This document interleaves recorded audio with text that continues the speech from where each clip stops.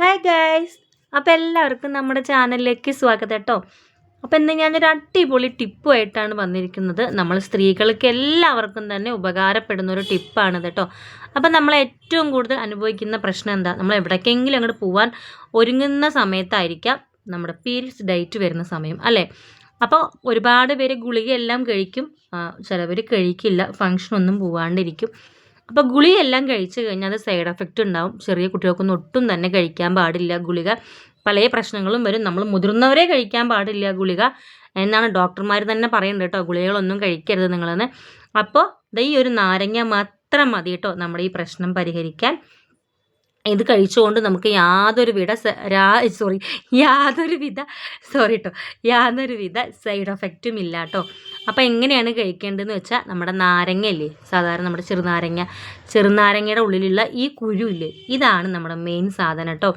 അപ്പോൾ നമ്മൾ ഈ കുരു എടുക്കുക, ചെറുനാരങ്ങയുടെ ഉള്ളിൽ ചെറുനാരങ്ങനെ കട്ട് ചെയ്ത് കഴിഞ്ഞാൽ ഈ കുരു കാണും. അപ്പോൾ ഈ കുരു എടുക്കുക, എന്നിട്ട് രാവിലെ നമ്മൾ വെറും വയറ്റിലാണ് ഈ കുരു കഴിക്കേണ്ടത് കേട്ടോ. ഈ കുരു ഒരുപാടൊന്നും കഴിക്കരുത്, ഞാൻ പറഞ്ഞെന്ന് പറഞ്ഞ് ഒരുപാടൊന്നും കഴിക്കരുത്. ഏകദേശം ഒരു 3 കുരു, ഈ സംഭവം ഈ കുരു അറിയാലോ. അപ്പോൾ ഈ കുരു ഏകദേശം 3 എണ്ണം രാവിലെ കേട്ടോ. രാവിലെ നീച്ചതും വെറും വയറ്റിൽ ഈ 3 കുരു അങ്ങോട്ട് മിണുങ്ങണം. കടിച്ചരച്ചൊന്നും കഴിക്കരുത്, കുരു അങ്ങനെ അങ്ങ് മിണുങ്ങുക.